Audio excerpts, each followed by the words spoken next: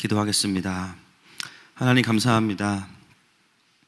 이렇게 함께 예배할 수 있는 것 자체가 주님의 은혜입니다. 한 주간 쉽지 않은 세상 속에서 또 전전긍긍하며 살았던 우리의 모든 삶을 아시는 주님, 오늘 주님의 위로로 덮어주시고 또 새 힘을 더하여 주셔서 하나님 모든 상황 위에 계신 주님의 영광을 보는 시간으로 사용하여 주시옵소서. 하나님 나라의 관점으로 창세기를 보고 있습니다. 하나님 성경 속의 하나님 나라가 아니라 우리의 삶 가운데 임하는 하나님의 나라를 더 풍성히 누리는 시간으로 성령님 마음껏 사용하여 주시옵소서. 예수님의 이름으로 기도드립니다. 아멘. 창세기 강의 14번째 시간입니다. 우리가 지난주에는 에덴 동산에 대해서 같이 한번 나누었습니다. 오늘도 에덴 동산 시리즈인데요, 오늘까지가 이제 2장 마지막이 되는데요, 오늘이 에덴 동산의 마침표에 해당합니다. 오늘은 어떤 공간이 나온다기보다는요, 아담과 하와 공동체가 에덴 동산의 주제로 등장을 하게 됩니다. 오늘 본문 읽으면서 또 어떤 부부들은 이제 감이 오셨을 거예요. 오늘 괴롭겠다.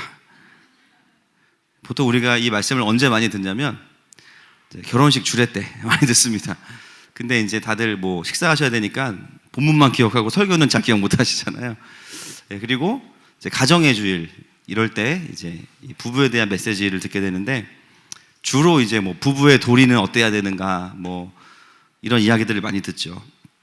그래서 안 그래도 잘 안 맞는 부부들에게 매우 부담되는 본문 중에 하나가 오늘 본문입니다. 어쩌면 오늘 말씀을 읽으시면서 좀 이번 주에 싸움을 안 하신 분들은 앞에 앉을 걸, 또 싸우신 분들은 괜히 앞에 앉았다 그렇죠. 굉장히 우리에게 좀 다양한 느낌을 주는 본문이 오늘 본문입니다. 근데 오늘 본문은 사실은 이제 가정에 대한 적용도 하겠지만 더 깊이 좀 봐야 될 부분이 있어서 결론을 먼저 말씀을 드리고 그 결론의 적용점을 가지고 본문을 좀 보려고 합니다. 오늘 하나님께서 아담과 하와를 창조하시고 두 사람을 연합을 하게 하셨는데요, 그 깊은 의미가 사실은 신약에 풀어져 있습니다. 에베소서 말씀을 한번 가보겠습니다. 5장 25절부터 시작. 남편들아, 아내 사랑하기를 그리스도께서 교회를 사랑하시고 그 교회를 위하여 자신을 주심같이 하라. 이는 곧 물로 씻어 말씀으로 깨끗하게 하사 거룩하게 하시고 자기 앞에 영광스러운 교회로 세우사 티나 주름 잡힌 것이나 이런 것들이 없이 거룩하고 흠이 없게 하려 하심이라. 이와 같이 남편들도 자기 아내 사랑하기를 자기 자신과 같이 할지니 자기 아내를 사랑하는 자는 자기를 사랑하는 것이라. 누구든지 언제나 자기 육체를 미워하지 않고 오직 양육하여 보호하기를 그리스도께서 교회에게 함과 같이 하나니 우리는 그 몸의 지체임이라. 그러므로 사람이 부모를 떠나 그의 아내와 합하여 그 둘이 한 육체가 될지니 이 비밀이 크도다. 나는 그리스도와 교회에 대하여 말하노라. 아멘. 에베소서 5장은요 우리에게 부부간의 연합을 이야기하면서 어떤 것과 비교하냐면 그리스도와 교회. 마지막 절에 보니까 이 비밀이 크도다.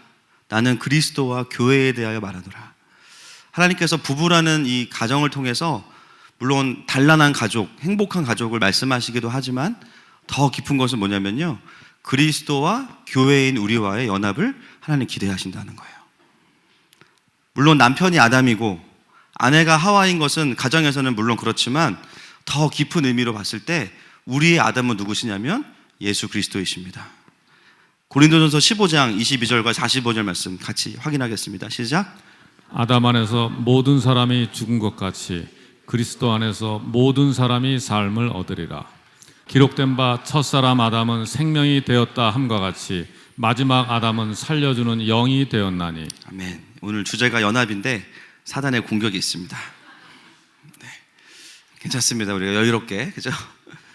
우리에게 있어서 완전한 아담, 새로운 아담은 누구시냐면 예수님이세요. 우리는 누굴까요? 우리는 다 하와입니다. 형제분들은 좀 이상하시죠? 생물학적으로가 아니라 우리 영적으로 우리는 예수님이 필요한 하와예요. 그래서 우리가 오늘 본문을 보면서 아담과 하와의 관계를 부부에게 적용하기 전에 예수님과 우리, 예수님과 교회에 적용하는 것이 먼저입니다. 자, 오늘 본문으로 돌아와서 18절 말씀으로 돌아가 보겠습니다. 시작. 여호와 하나님이 이르시되 사람이 혼자 사는 것이 좋지 아니하니 내가 그를 위하여 돕는 배필을 지으리라 하시니라. 아멘. 여러분, 하나님께서 사람을 창조하시면서 참 궁금했던 게 뭐냐면요, 동시에 창조하시면 되는데 시간차를 두시고 창조하세요. 왜 그러셨을까요? 남자와 여자를, 사실 또 보면 남자를 창조해 놓으시고 혼자 사는 것이 좋지 아니하니, 제가 이 본문을 보면서 우리 기러기 아빠들을 위해 기도가 나오더라고요. 사실 뭐 주님이 그런 의미는 아니시겠지만, 왜 하나님은 처음부터 좋지 않을 것을 아시면서 남자와 여자를 시간차를 두시고 창조하셨을까? 너무 바쁘다 보니까 그러셨을까요? 커플로 그냥 창조하시면 되는데, 우리가 알고 있듯이 하나님은 실수가 없으신 분이십니다. 그렇다면 분명한 의도가 이 시간차 안에는 들어있는 거죠. 바로 하나님은 아담에게 싱글의 시간을 의도적으로 허락하신 거예요. 그래서 원래 아담은 청년부입니다. 싱글 공동체예요. 저희 아담이 많이 있는데, 그죠? 뭔가 아담이 홀로 있을 시간이 필요했던 거죠. 그럼 이제 또 한 가지 질문은, 그럼 하와는 왜 그런 시간이 없었는가? 이거는 설교 중간에 답을 드리도록 하겠습니다. 그래서 우리가 아담이 홀로 있으면서 어떤 일들을 하나님께서 의도하셨나를 우리가 생각하려면 지난주 설교가 그 답이 될 수 있어요. 아담이 홀로 지내면서 하나님이 두신 동산에 거하면서 에덴으로서의 영적인 포지션들을 회복하고 그 삶을 누리기 시작하는 것, 그 시간들이 아담에게 반드시 필요했던 겁니다. 그래서 우리가 이것을 어떻게 적용하냐면 예수님 안에만 생명이 있다는 거예요. 할렐루야. 예수님 안에만 진정한 에덴이 있습니다. 그것을 먼저 볼 수 있어야겠죠. 오늘 본문은 어떤 흐름이냐면 그런 아담에게 하와를 창조하셔서 두 사람을 만나게 하시는 장면이 바로 오늘 장면입니다. 19절 말씀 같이 읽도록 하겠습니다. 시작. 여호와 하나님이 흙으로 각종 들짐승과 공중의 각종 새를 지으시고 아담이 무엇이라고 부르나 보시려고 그것들을 그에게로 이끌어 가시니 아담이 각 생물을 부르는 것이 곧 그의 이름이 되었더라. 아멘. 18절 말씀 후반부에 보면 내가 그를 위하여 돕는 배필을 지으리라 이렇게 말씀하시고 나서요, 그 다음에 좀 약간 맥락과 안 맞는 생뚱맞은 장면이 뭐냐면 아담이 동물의 이름을 짓는 장면이 갑자기 나옵니다. 그래서 어떤 분들이 아담이 원래 에덴에서 장명소를 했다 이런 분들이 있어요.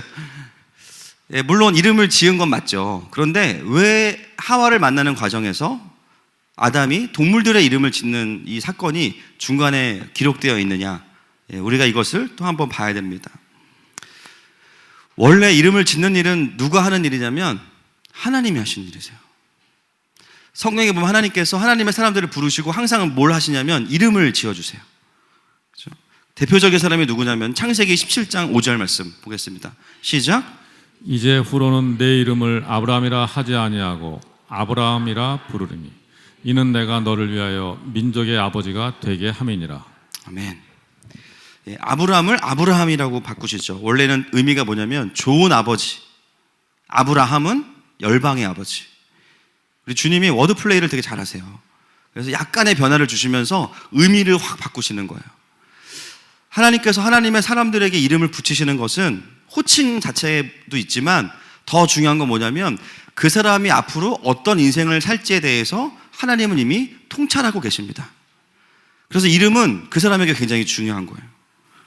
아브라함의 이름만 바꾸신 게 아니고 그 아내인 사레의 이름도 바꾸시죠. 15절 말씀 시작.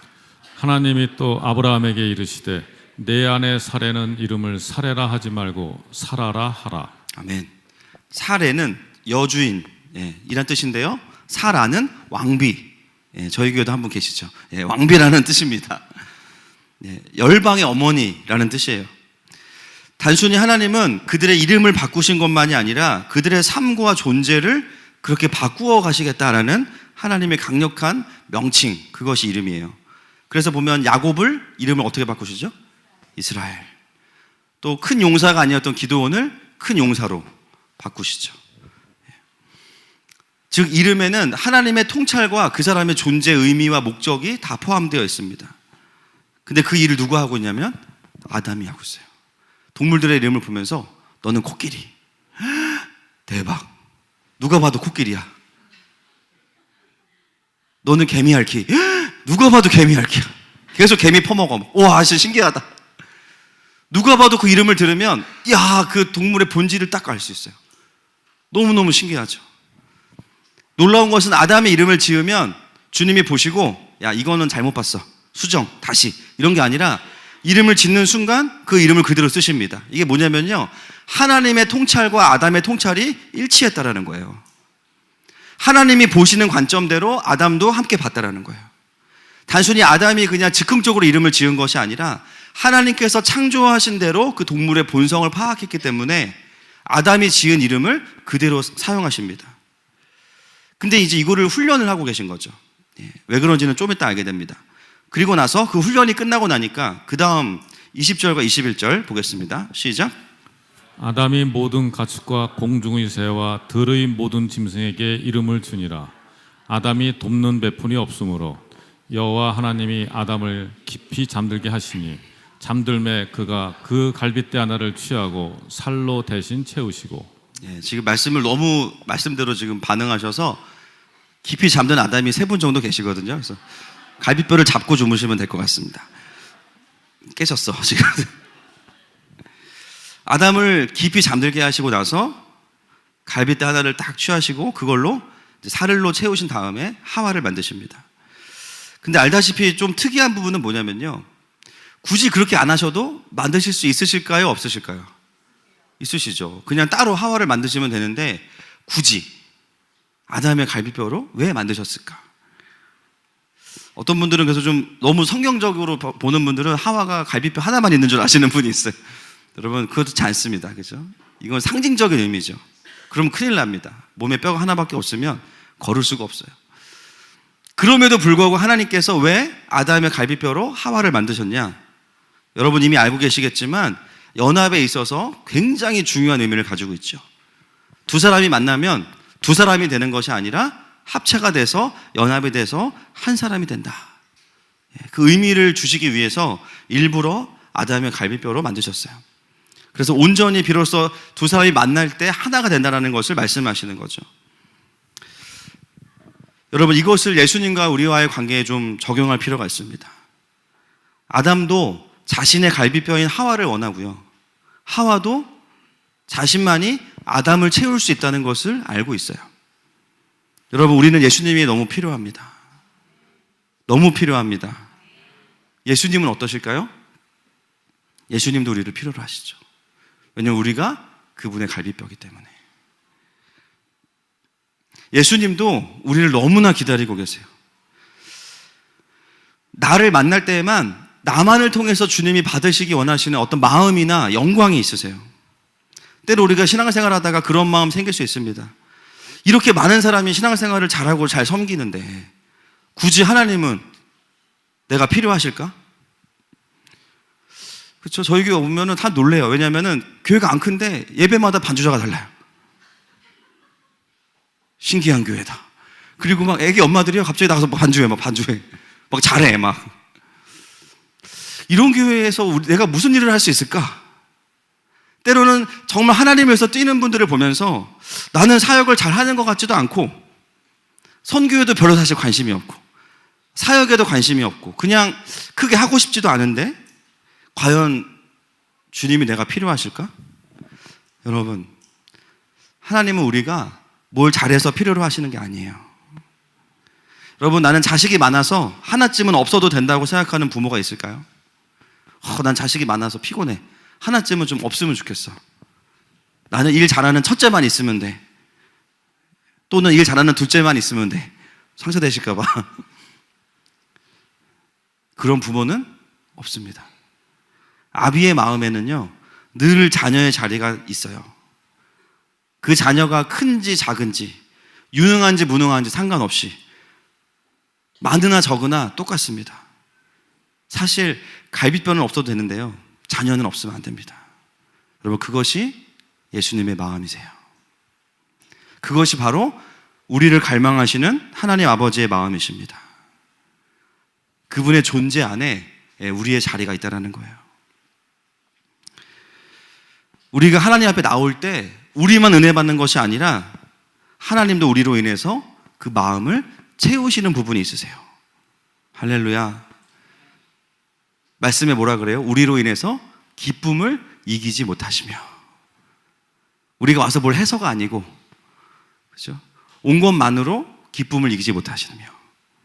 여러분 오늘 여기 왜 오셨는지 아십니까? 하나님 앞에 효도하러 오셨습니다. 할렐루야.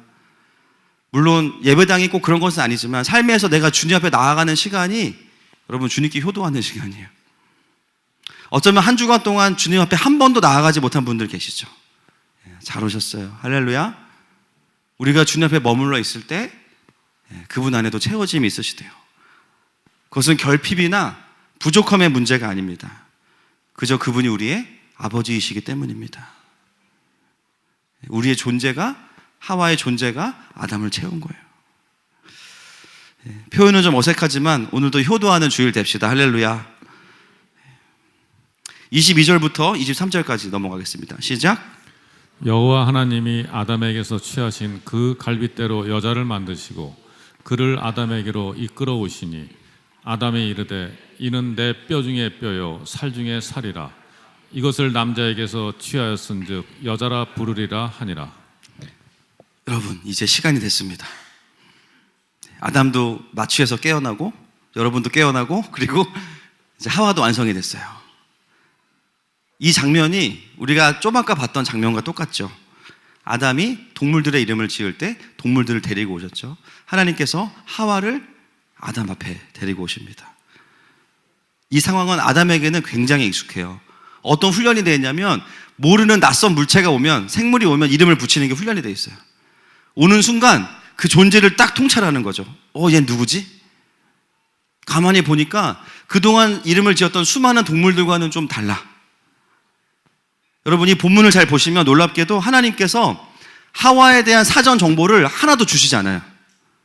학교는 어디 나왔고 연봉은 얼마고 키는 얼마인지 지역은 어디 출신인지 하나도 가르쳐 주시지 않아요. 그냥 하와를 아담 앞에 딱 데리고 가십니다. 그리고선 주님이 센스가 있으시거든요. 바로 빠지시는 거예요. 소개팅 주선하고 바로 딱 빠지셨어요. 니네끼리 알아서 해라 이제. 그 순간 아담이 하와를 딱 보고 그의 존재를 파악합니다. 그래서 나온 게 뭐예요? 너는 내 뼈 중에 뼈요 살 중에 살이라. 꼭 치킨업체 광고 같은데 그렇지 않습니다. 이 고백 안에는 하와를 향한 정확한 통찰이 있어요. 사실은 내 몸에서 나간 갈비뼈와는 굉장히 다를 거 아니에요. 그죠? 원료는 같아도 다를 거 아닙니까? 그런데 보자마자 그걸 딱 통찰한 거예요. 그리고 나서 하와의 이름을 누가 짓죠? 아담이 짓습니다. 이것 때문에 동물들의 이름을 짓는 훈련을 미리 시키신 거예요.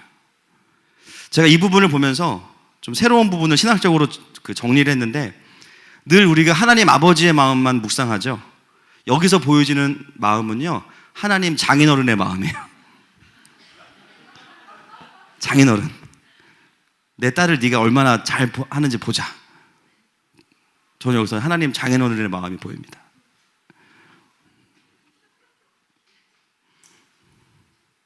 그래서 우리가 여자라는 단어를 워먼이라고 부르는데 그 어원이 어떻게 되어 있냐면요, 보여주시죠. 남자가 맨이잖아요. 어라는 게 프롬입니다. 어원이. 그래서 남자로부터 나왔다 라는 뜻으로 또 원어로는 이쉬와 이샤를 씁니다.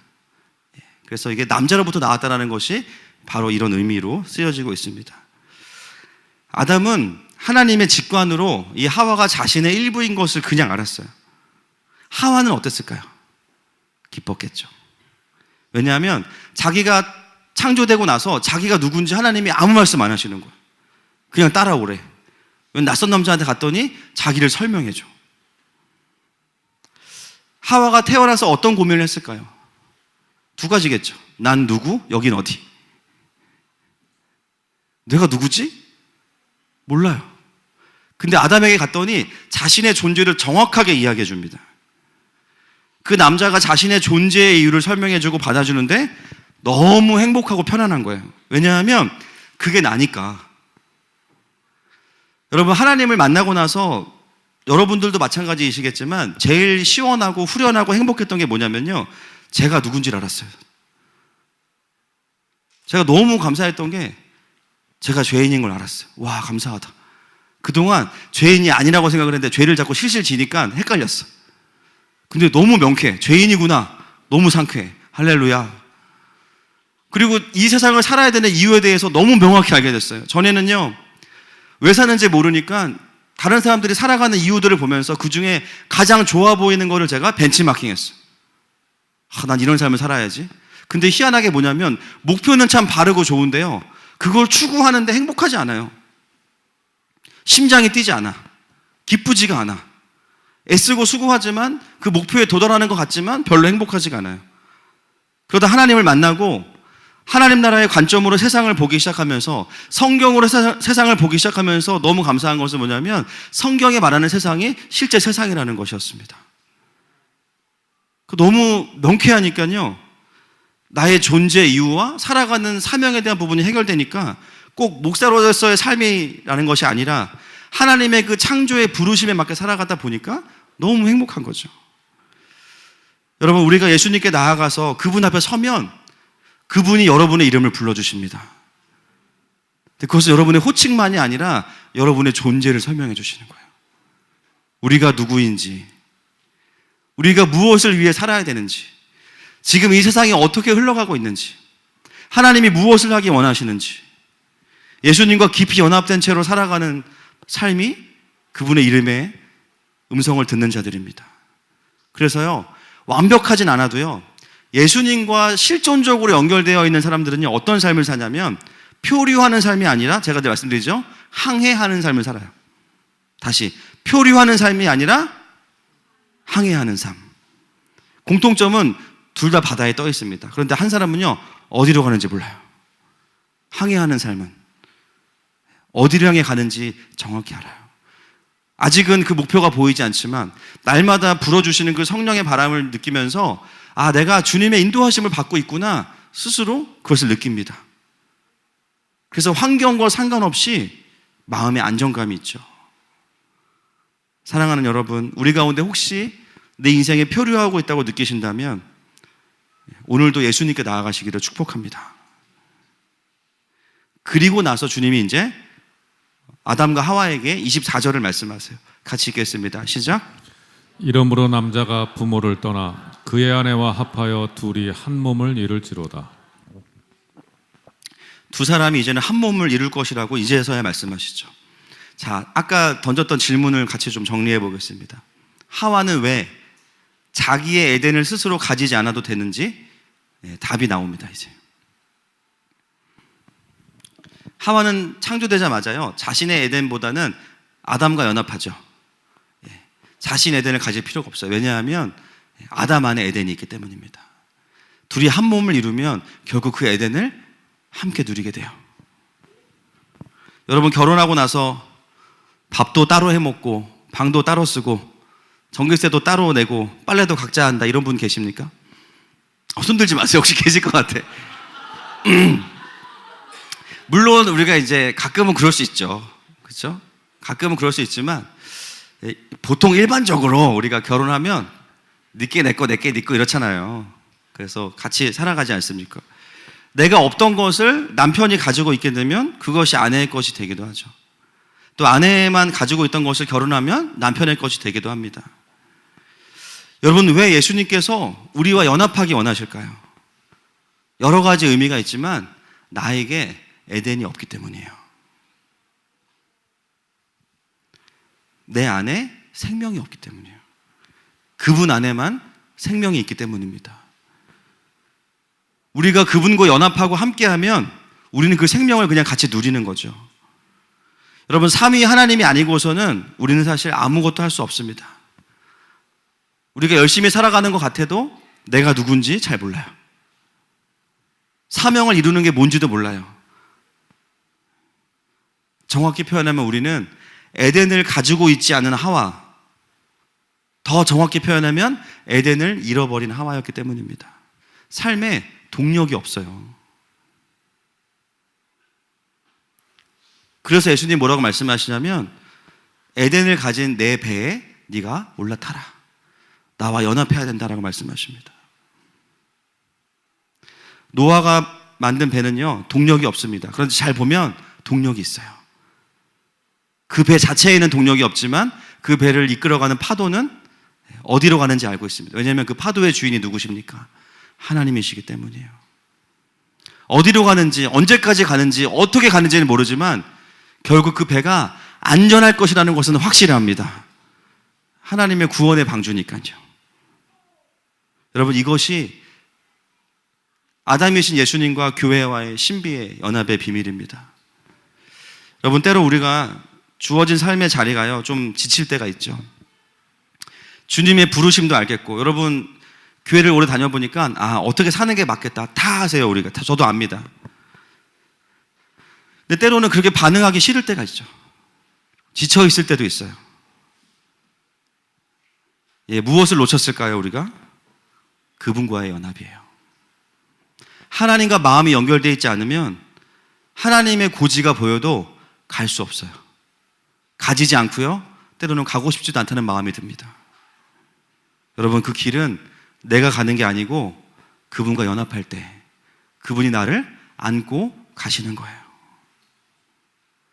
여러분, 이 원리가 먼저 풀어져야만 우리의 가정과 공동체에서 또 다른 사람들과 생명 안에서의 연합을 경험하게 되는 줄로 믿습니다. 그래서 연합의 가장 중요한 것은 뭐냐면 에베소서 4장 13절입니다. 같이 보겠습니다. 시작. 우리가 다 하나님의 아들을 믿는 것과 아는 일에 하나가 되어 온전한 사람을 이루어 그리스도의 장성한 분량이 충만한 데까지 이르리니. 아멘. 그래서 우리 안에 하나됨과 연합은 어디에서 일어나냐면 하나님의 아들을 믿는 것과 아는 일에서 일어납니다. 우리가 하나 됩시다 그런다고 하나 되는 게 아니더라고요. 하나님의 아들을 믿는 것과 아는 것 안에 있을 때만 진짜 연합이 가능해요. 왜냐하면 우리의 남편은, 우리의 아담은 예수 그리스도이시기 때문에. 에베소서 2장 21절도 보겠습니다. 시작. 그의 안에서 건물마다 서로 연결하여 주 안에서 성전이 되어가고. 아멘. 가정이든 교회든 진정한 연합은요, 그분 안에서 연결될 때에만 진짜 성전이 될 수 있어요. 아무리 우정이 깊어도, 아무리 부부 사이가 좋아도 예수님 안에서의 연합이 아니면 어쩌면 다른 것과의 연합일 수 있습니다.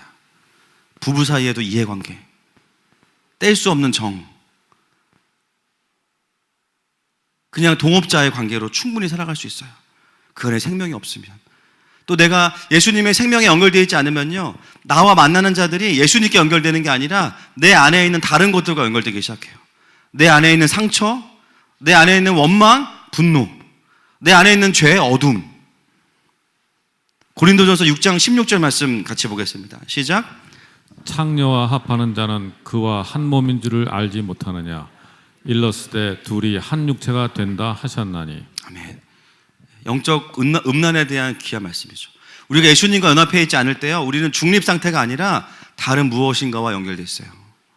그런 나와 연합하는 자는 예수님과 연합하는 것이 아니라 내 안에 있는 다른 것과 연합하게 되는 것입니다. 여러분, 우리를 만나는 자들이 예수님과 연합되기를 축복합니다. 그러려면 우리가 생명이신 그분과 연합이 되어 있어야 돼요. 이것은 부부 사이에만이 아니라 자녀 간에도 마찬가지겠죠. 우리가 예수님과 깊이 연결되어 있지 않으면 자녀들에게도 생명을 흘려보낼 수 없습니다. 내 안에 있는 상처, 내 안에 있는 분노, 내 안에 있는 한계들이 그냥 흘러가게 됩니다. 그래서 우리가 이것을 어디서 먼저 경험하냐면 공동체에서 먼저 경험하는 거죠. 여러분, 우리가 교회로 모이는 이유는요, 뭐 인격을 도야하고 연마하기 위해서가 아닙니다. 사회화를 하기 위해서 모이는 것이 아니에요. 교회는 왜 모이냐면 그리스도를 온전히 아는 것 안에서 영적인 성숙을 위해 모이는 것입니다.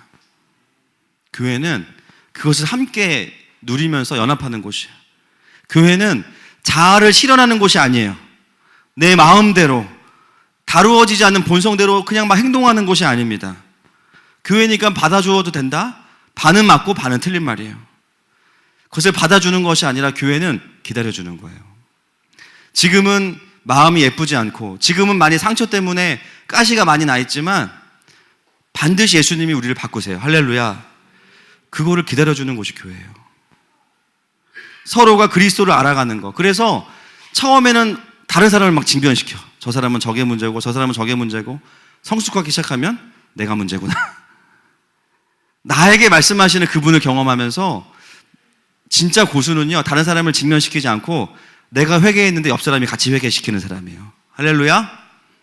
내가 직면한 것 때문에 다른 사람이 같이 직면해. 진짜 고수예요. 교회는 그런 곳입니다. 그리스도를 안다는 것이 신학적인 지식을 아는 게 아니라 그분과의 관계 안에서 그분이 나를 다루어 가시는 그 삶을 말하는 것이죠. 할렐루야. 그것들을 나누기 시작할 때 우리 안에 진짜 연합이 일어나요. 진짜 성숙이 일어납니다.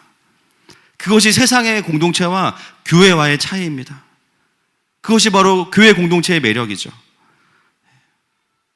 우리 가운데 이 연합이 일어나기를 축복합니다. 24절 말씀으로 돌아오겠습니다. 24절 시작. 이러므로 남자가 부모를 떠나 그의 아내와 합하여 둘이 한 몸을 이룰지로다. 아멘. 그래서 결혼의 목적을 하나님 뭐라고 말씀하시냐면 한 몸을 이루는 것이다 라고 말씀하십니다. 이번에 우리 싱글 공동체 수련회 때도 이 말씀을 나누었는데요. 우리나라에서 사람들이 이제 이혼하는 이혼 사유 1위 뭐죠? 성격 차이죠. 예. 결혼 전에는 그게 매력이에요. 너무 매력이에요. 너무 나랑 다르니까. 어떻게 이렇게 나랑 다르지? 나는 굉장히 조용한데 상대방은 매우 외향적이야. 막 끌려. 그래서 결혼해요. 어떻게 됩니까? 시끄러워서 못 살겠어요. 조용히 좀 해. 사람이 좀 가만히 좀 있으라고 막. 어떤 사람은 굉장히 감성적이에요. 그래서 상대방은 매우 지적이야. 너무 끌리는 거야. 어떻게 저렇게 지적이지? 결혼했어. 너무 지적이어서 맨날 지적을 해. 뭔 말만 하면 그거 틀렸어. 정정해주고 그거 사실이 아니야. 팩트 체크하고 막. 말을 못하겠어 집에서. 집이 법정입니까 여러분? 말 한마디 하려면 10번씩 생각해야 돼. 막 정죄받지 않을까? 피곤한 거죠. 결혼 전에는 막 너 없으면 죽을 것 같아. 결혼하면 너 때문에 죽을 것 같아. 막.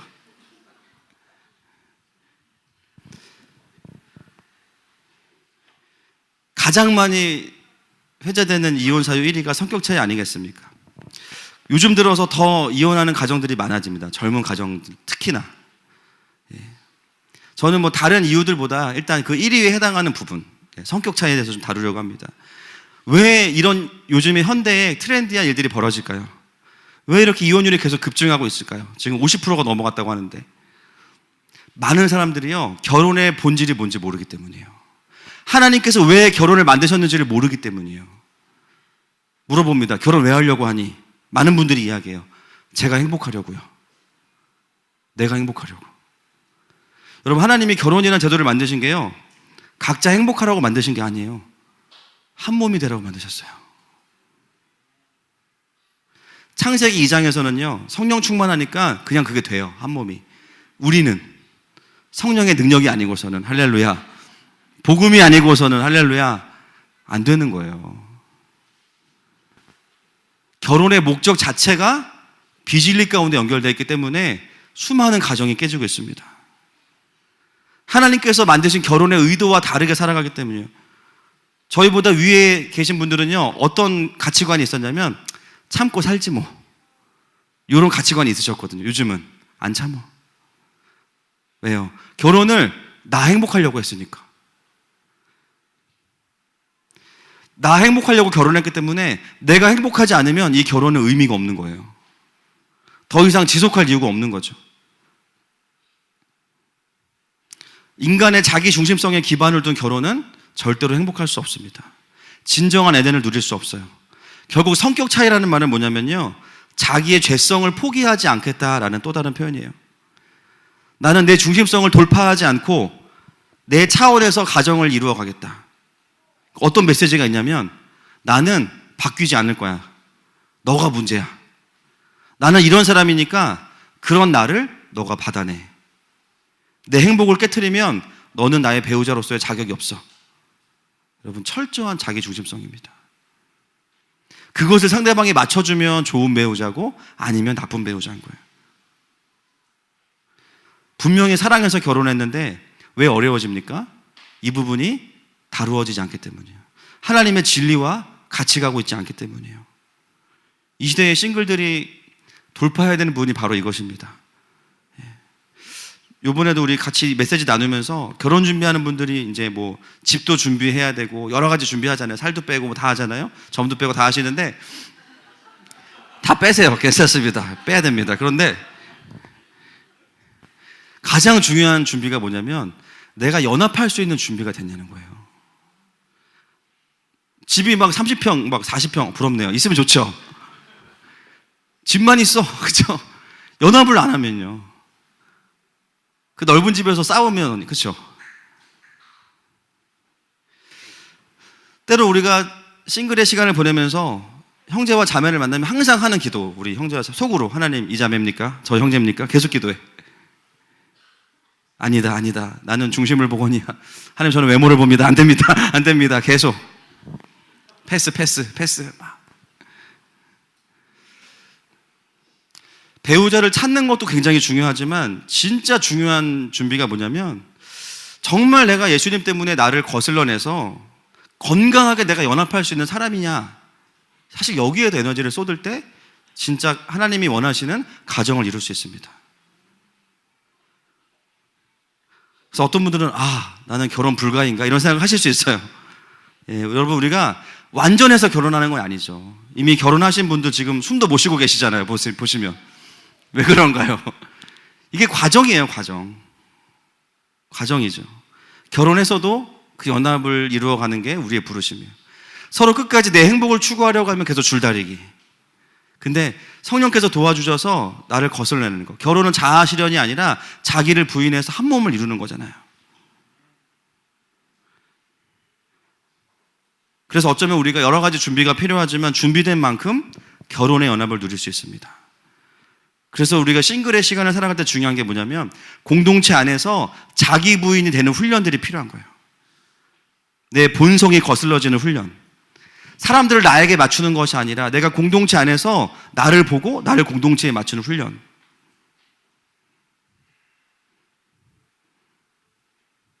우리 교회의 모든 청년들과 또 앞으로 태어날 커플들에게 이런 연합의 준비에 기름 부으심이 있기를 축복합니다. 그리고 결혼하고 살아가시는 분들 늦지 않았어요. 성령께서 우리와 함께 하십니다. 그동안 왜 힘드셨는지 이제 아시겠죠? 더 깊은 연합이 일어날 것입니다. 우리 가정 안에 온전한 한몸됨이 일어날지어다. 남편들이 먼저 바뀔지어다. 자매들이 아멘 하시죠? 자, 남편들이 먼저 바뀔지어다. 계속 자매들이 아멘 하시는. 아내들이 먼저 바뀔지어다.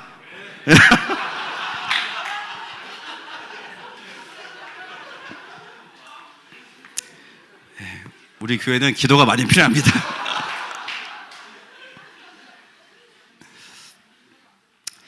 저도 보니까 참 제가 오늘 설교하면서 굉장히 민망해요.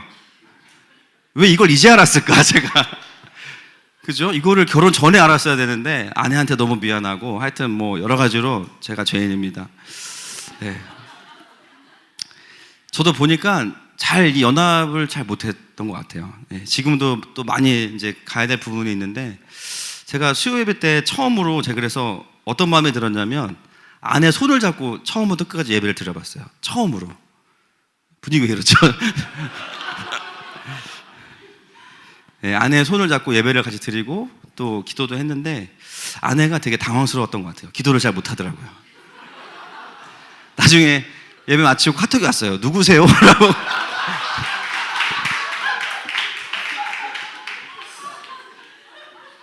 내가 이럴까봐 안 한 거예요. 이럴까봐 안 한 거예요. 제가 누구냐는 거예요. 저보러 외계인이냐고 물어보시고 그래가지고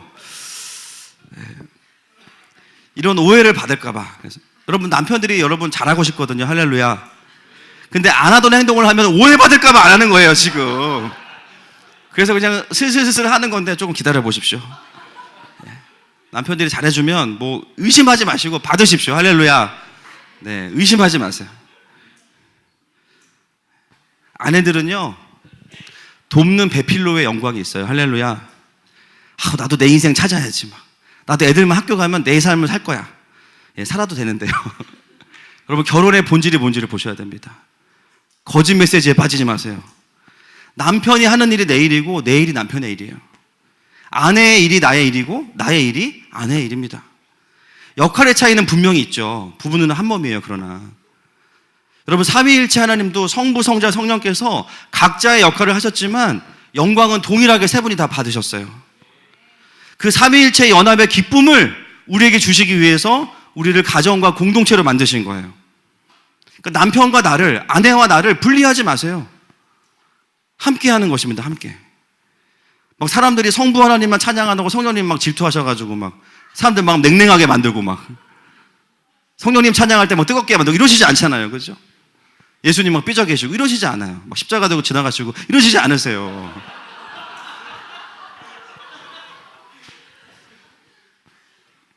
예수님의 기도에 나오죠. 창세전에 서로가 서로를 영화롭게 하셨다고. 할렐루야. 서로가 하나 돼서 기뻐하셨어요. 아내가 잘할 때는 남편이 기뻐하고 남편이 잘할 때는 아내가 더 기뻐하는 거. 이것이 가정의 연합의 기쁨입니다. 때로는 함께 할 수 있고 때로는 그렇지 못할 수도 있어요.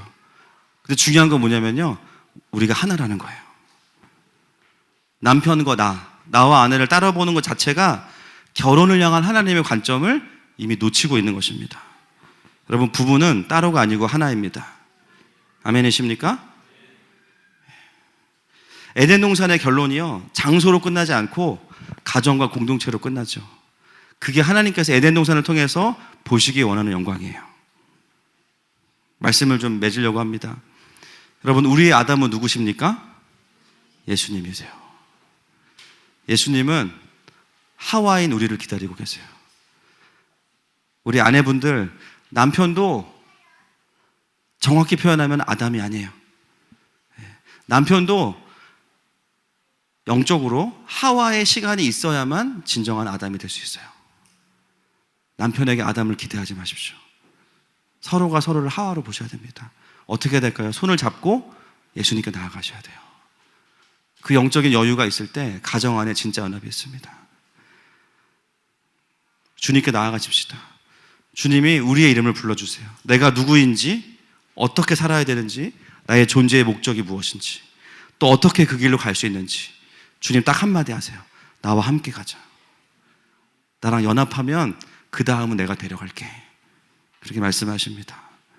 우리 같이 이 시간에 그 주님 앞에 좀 함께 나아가셨으면 좋겠습니다.